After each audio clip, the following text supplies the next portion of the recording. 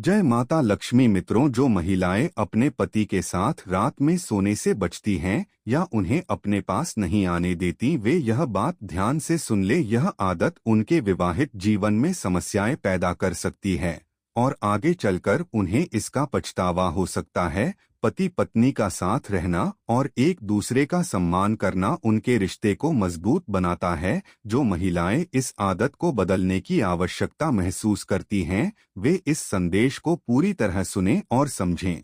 मित्रों, जो महिलाएं अपने पति को अपने पास आने से रोकती हैं या उनसे दूरी बनाए रखती हैं, वे जीवन भर इसके परिणाम भुगतती हैं। ऐसी आदतें रिश्ते को कमजोर कर सकती हैं और विवाहित स्त्री के जीवन में तनाव का कारण बनती हैं। हमारे शास्त्रों में भी कहा गया है कि पति और पत्नी का साथ में रहना और सोना रिश्ते को मजबूत बनाता है, लेकिन क्या यह सचमुच जरूरी है कि पति और पत्नी हमेशा साथ में ही सोएं? इस सवाल का जवाब और इसका महत्व मैं आपको एक प्रेरक कथा के माध्यम से समझाऊंगा। मित्रों, पति पत्नी के रिश्ते में साथ रहना और एक दूसरे से प्यार करना बहुत जरूरी होता है। जो महिलाएं अपने पति को अपने पास आने से रोकती हैं या उन्हें बुरा भला कहती हैं, वे अपने रिश्ते को कमजोर कर देती हैं और इसका असर उनकी जिंदगी पर भी पड़ता है। ऐसी आदतों से शादीशुदा जीवन में दूरियां और परेशानियां आ सकती हैं। इस बात को समझाने के लिए मैं आपको एक कहानी सुनाऊंगा। यह कहानी खासकर उन महिलाओं के लिए है जो अपने पति को अपने पास आने नहीं देती। आइए इस कहानी के जरिए इस बात को और अच्छे से समझते हैं। मित्रों, बार की बात है, उत्तर प्रदेश में एक सुंदर शहर था। उस शहर के पास एक छोटा सा जंगल था। जंगल के बीच में एक छोटा सा तालाब था जिसके किनारे छोटे छोटे पेड़ थे। तालाब के पास पक्षियों की चहचहाहट पूरे जंगल में गूंजती थी। तालाब के किनारे एक छोटा सा घर था जिसमें एक किसान अपनी पत्नी और दो बच्चों के साथ रहता था। किसान की एक बेटी और एक बेटा था। किसान की पत्नी बहुत सुंदर थी। अगर कोई आदमी उनके घर आता और उसकी नज़र किसान की पत्नी पर पड़ जाती तो वह उसकी सुंदरता देखकर प्रभावित हो जाता था। मित्रों, एक बार की बात है, शाम ढल चुकी थी और रात गहरी होती जा रही थी। सभी लोग अपने अपने घरों में सो रहे थे, लेकिन एक किसान न जाने क्यों रात के सन्नाटे में जंगल की ओर तेजी से बढ़ा जा रहा था। उसके चेहरे पर कोई डर नहीं था, बल्कि ऐसा लग रहा था जैसे वह किसी खास चीज की तलाश में हो। वह बिना रुके घने जंगल के अंदर जाता रहा। चलते चलते गहरी रात में उसे दूर से एक झोपड़ी दिखाई दी। किसान उस झोपड़ी के पास पहुंचा तो उसने देखा कि झोपड़ी के बाहर एक बेहद सुंदर महिला खड़ी थी। उस महिला को देखकर किसान के चेहरे पर हल्की सी मुस्कान आ जाती है। महिला भी किसान को देखकर मुस्कुराती है और फिर कहती है, हे स्वामी, आज तुमने इतनी देर क्यों कर दी? मैं तुम्हारा काफी देर से इंतजार कर रही थी और इंतजार करते करते 1 घंटा बीत चुका है। फिर वह महिला कहती है, हे स्वामी, मैं तो यहाँ से जाने ही वाली थी, लेकिन तभी मुझे किसी के कदमों की आवाज सुनाई दी, इसलिए मैंने यहाँ खड़े होकर इंतजार किया और फिर मुझे तुम आते हुए दिखाई दिए। हे प्रिय, आज मेरी पत्नी को नींद नहीं आ रही थी, इसलिए मैं उसे कह रहा था, हे प्रिय, तुम सो जाओ। लेकिन वह मुझसे कहने लगी, हे स्वामी, आज मुझे नींद क्यों नहीं आ रही है, समझ नहीं आ रहा। फिर मैंने अपनी पत्नी को पास बुलाया और उसे अपनी बाहों में लाकर सुला दिया। जैसे ही वह सो गई, मैंने उसे छोड़कर तुरंत घर से बाहर निकला और तुम्हारे पास आ गया, इसीलिए मुझे आने में थोड़ा वक्त लग गया। तब वह महिला कहती है, हे स्वामी, मुझे भी थोड़ी देर हो गई थी, लेकिन मैंने सोचा कि आप अब तक आ गए होंगे। जब मैं यहाँ आई तो आप यहाँ नहीं थे। मैं सोच रही थी कि शायद आप आकर चले गए होंगे, इसलिए मैंने थोड़ा इंतजार करने का सोचा। इंतजार करते करते 1 घंटा बीत गया। मैं जाने ही वाली थी कि तभी आप दिखाई दिए और मैं रुक गई। पुरुष ने कहा, प्रिय, चलिए अब हम दोनों झोपड़ी के अंदर चलते हैं। स्त्री बोली, हाँ स्वामी, आप सही कह रहे हैं, चलिए हम दोनों झोपड़ी के अंदर चलते हैं और साथ में खुशहाल जिंदगी जीते हैं। स्वामी, जल्दी चलिए क्योंकि सुबह होने वाली है। हमें थोड़ा समय साथ बिताकर अपने अपने घर लौटना होगा। मेरा पति जल्दी उठ जाता है। एक बार तो मैं पकड़ी गई थी, लेकिन मैंने अपने पति को समझाया कि मैं वॉशरूम गई थी और वह मान गया। इसके बाद वह स्त्री और किसान झोपड़ी के अंदर चले गए। दोनों ने वहां कुछ समय साथ बिताया और आनंद लिया। किसान अपनी पत्नी को धोखा देकर इस स्त्री से मिलने आया करता था और वह स्त्री भी अपने पति को धोखा देकर इस पुरुष से मिलने आया करती थी। मित्रों, अब मैं आपको यह बताने वाला हूं कि जो स्त्रियां अपने पति को धोखा देती हैं और जो पुरुष अपनी पत्नी को धोखा देते हैं, उनके जीवन में क्या होता है। एक बार की बात है, कैलाश पर्वत पर शांति का माहौल था। चारों तरफ चिड़ियों की मधुर चहचहाहट गूंज रही थी। भगवान शिव ध्यान में लीन थे।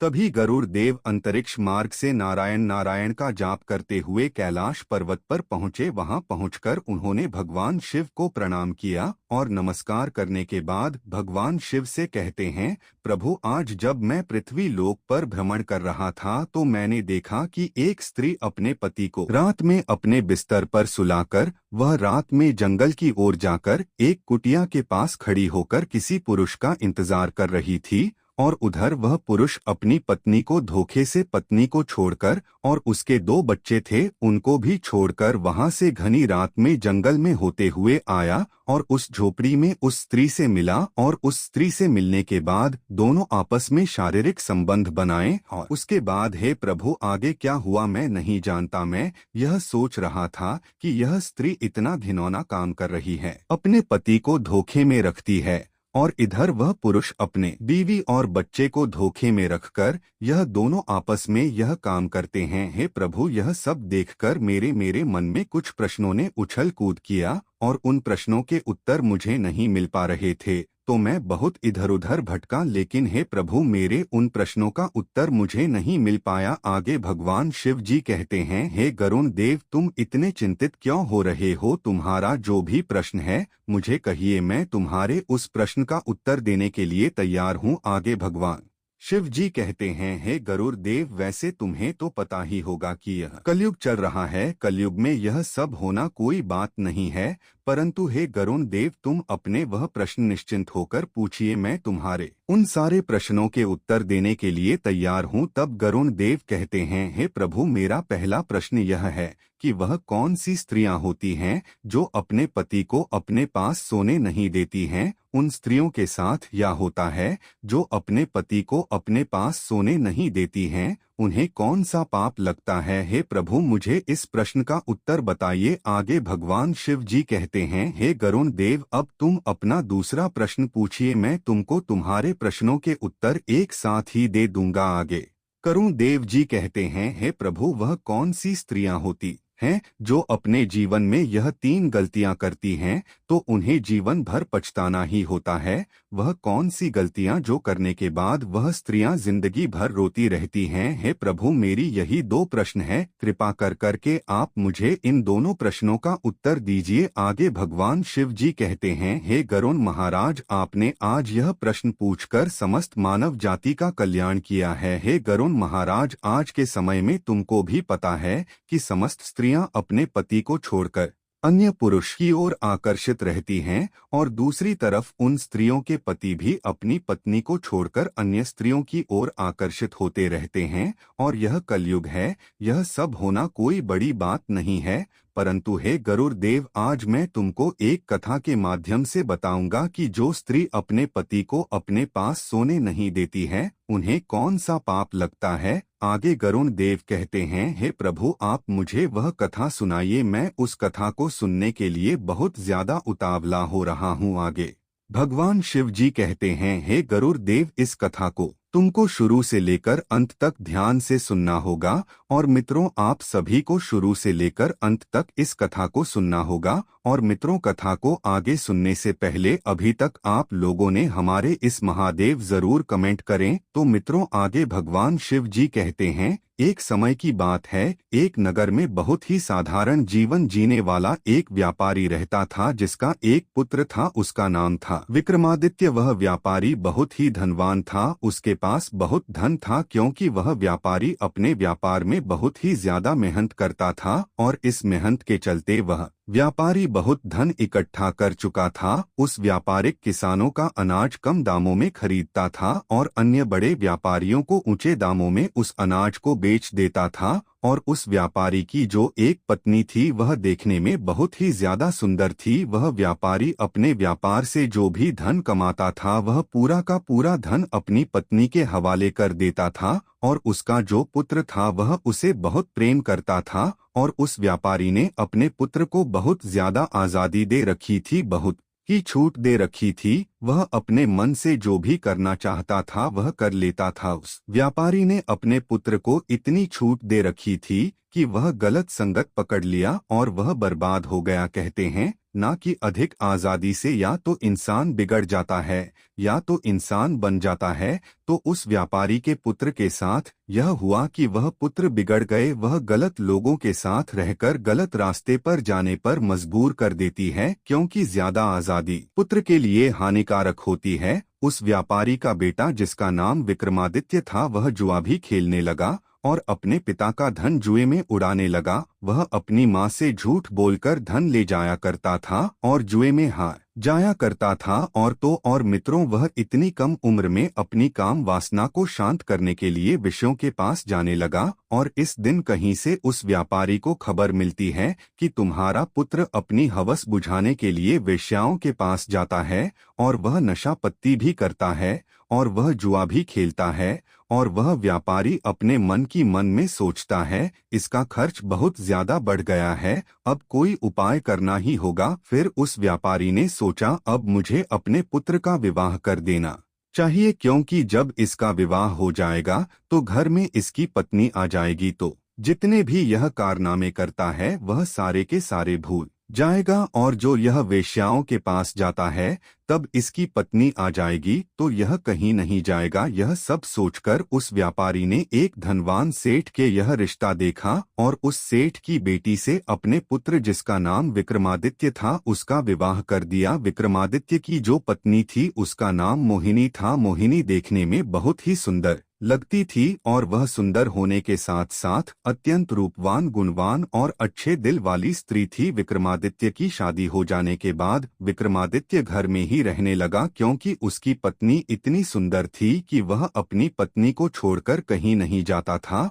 और उन वेश्याओं को भूल गया था। कुछ समय बाद विक्रमादित्य के माता पिता वृद्धावस्था में पहुंच गए, वह बूढ़े हो गए और एक दिन ऐसा आया कि वह दोनों की मृत्यु हो गई और इस दुनिया को छोड़कर चले गए। भगवान शिव जी आगे कहते हैं, है गुरुदेव, तुम इस कथा को ध्यान से सुन रहे हो ना? अब मैं जो बताने जा रहा हूँ वह पूरे ध्यान से सुना। तब गरुड़ देव जी कहते हैं, हे प्रभु, मैं पूरे तन मन से इस कहानी को सुन रहा हूँ, कृपा करके आप कहानी को और आगे सुनाइए। तब भगवान शिव कहानी को आगे बताते हुए कहते हैं, हे गरुड़ महाराज, विक्रमादित्य की तो कामवासना शांत हो गई, लेकिन उसकी जुआ खेलने की आदत नहीं गई और जुआ खेलते खेलते विक्रमादित्य की सारी संपत्ति लुट गई और वह जुए में पूरी संपत्ति हार गया। अब उसके पास बिल्कुल भी धन नहीं था और न ही उसके पास कोई हुनर था कि वह कहीं से भी धन कमा सके। उसके पिता ने जो भी धन कमा कर गया थे वह सारा धन हार गया। एक दिन उसकी पत्नी ने कहा, हे स्वामी, अब तो हमारे पास खाने के लिए भी कुछ नहीं बचा है। हे स्वामी, तुम यहाँ के राजा के पास चले जाओ और वहाँ कोई नौकरी ढूंढ लो ताकि हम दोनों का गुजारा चल सके। भगवान शिव जी आगे कहते हैं, हे गरुड़ देव, समझने वाली बात है, अगर कोई व्यक्ति राजा के पास नौकरी मांगने के लिए जाता है तो राजा पहले उससे पूछता है कि तुम क्या कर सकते हो। अगर तुम्हारे पास कोई अच्छा हुनर है तो तुम्हें नौकरी भी दे दी जाएगी, किसी का कार्य पर रख ले। और अगर उसके पास कोई हुनर नहीं है तो उसे बेकार आदमी समझकर उसको वहां से निकाल दिया जाएगा। है गरुड़ देव, मनुष्य का ज्ञान ही उसकी पहचान होती है और विक्रमादित्य के पास इसमें से कुछ भी नहीं था। ना उसके अंदर कोई गुण था, ना कोई ज्ञान था, ना उसके पास कुछ भी धन था और ना उसके पास कोई हुनर था। इसलिए वह अपने जीवन के एक ऐसे मोड़ पर पहुंच गया था जहां पर मनुष्य को केवल पछतावा ही होता था। और विक्रमादित्य के एक पुत्र और एक पुत्री थी, उनका विवाह करना था। पैसों की बहुत ही जरूरत थी और विक्रमादित्य पास एक फूटी कौड़ी तक भी नहीं थी और उसको अपना घर चलाने तक भी मुश्किल हो रहा था। विक्रमादित्य दाने दने के लिए मोहताज हो रहा था। विक्रमादित्य अपने शरीर की शक्ति पूरी तरह से बर्बाद कर चुका था। एक दिन विक्रमादित्य काम वासना के भाव से अपनी पत्नी के पास गया। तब उसकी पत्नी बोली, इस संसार में इंसान का सबसे बड़ा सुख केवल काम वासना ही नहीं होता है, बल्कि कि जरूरतमंद लोगों की मदद करना भी होता है। और जो लोग काम वासना के चक्कर में अंधे हुए हैं वह बर्बाद हुए हैं। आगे विक्रमादित्य की पत्नी कहती है, हे स्वामी, अब मैं तुम्हें 3 गलतियां जो बताने जा रही हूँ उन्हें बहुत ही गौर से सुनना, क्योंकि मनुष्य यह 3 गलतियां कर बैठता है। कुछ लोग अनजाने में करते हैं तो कुछ लोग जानबूझकर कर बैठते हैं, और जो लोग यह गलतियां कर बैठते हैं वे बाद में पूरी तरह से बर्बाद हो जाते हैं। सबसे पहली गलती यह है, जो अपने जीवन के शुरुआती दिनों में अच्छी शिक्षा और हुनर नहीं सीखते हैं तो अपने जीवन और करियर में कई तरह की दिक्कतों का सामना करते हैं। आपकी यही गलती आपको जीवन भर परेशान कर सकती है। दूसरी गलती यह है, कार्यों को टालने की आदत। अगर आप अपने जवानी के दिनों में किसी भी काम को करने में आनाकानी करते हैं और उस समय का सही तरीके से इस्तेमाल नहीं करते हैं, तो ऐसा होने की वजह से आगे चलकर आपको अपने लक्ष्य को हासिल करने में काफी परेशानी हो सकती है। तीसरी गलती यह है, गलत संगत में रहना। अपनी जवानी के दिनों में गलत संगति में पड़ जाना और बुरी आदतों की लत लगा लेना आपको आने वाले समय में तरक्की करने से रोक देगा और आपको बर्बादी की ओर ले जाएगा। और सबसे जरूरी बातें हैं कि सेहत का ध्यान न रखना। अगर आप जवानी के दिनों में अपनी शारीरिक और मानसिक सेहत का ध्यान नहीं रखते हैं तो समय में आगे चलकर आपको कई तरह की बीमारियां भी हो सकती हैं। इसलिए अपनी सेहत का विशेष ध्यान रखना अति आवश्यक होता है। विक्रमादित्य की पत्नी विक्रमादित्य से आगे कहती है, हे स्वामी, तुमने तो अपने जीवन की शुरुआत ही गलत तरीके से कर ली, इसीलिए आज हम लोगों को इस तरह की दिक्कतों का सामना करना पड़ रहा है।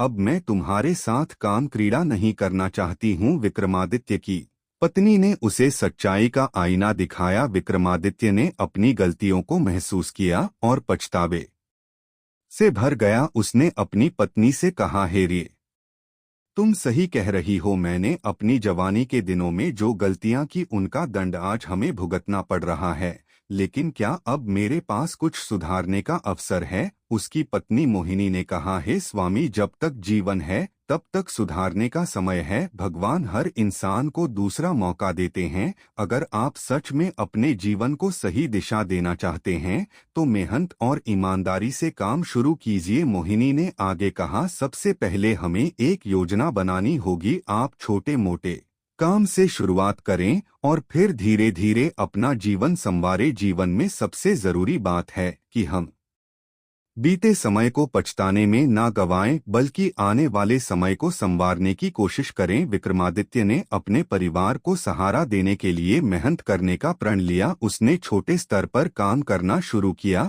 वह दिन रात मेहनत करता और धीरे धीरे उसकी स्थिति में सुधार आने लगा। उसकी पत्नी मोहिनी ने भी उसका हर कदम पर साथ दिया। कुछ सालों बाद विक्रमादित्य एक सफल व्यक्ति बन गया। उसने अपने बच्चों को अच्छी शिक्षा दी और उनके विवाह भी धूमधाम से किए। उसने अपनी गलतियों से सबक लिया और दूसरों को भी यही सिखाया कि जीवन में समय, शिक्षा और सेहत का महत्व समझे। मित्रों, इस कहानी से हमें 3 महत्वपूर्ण बातें सीखने को मिलती हैं। शिक्षा और हुनर का महत्व, जवानी में समय का सही उपयोग करें और अपने कौशल को विकसित करें। गलत संगत से बचे, बुरी आदतें और बुरा साथ जीवन को बर्बाद कर सकते हैं। सेहत का ध्यान रखें, अपनी शारीरिक और मानसिक सेहत को प्राथमिकता दे। याद रखें, गलतियां इंसान से ही होती हैं, लेकिन उन्हीं गलतियों से सीखकर आगे बढ़ना हमारा कर्तव्य है। अगर आप भी अपने जीवन में कोई गलती कर चुके हैं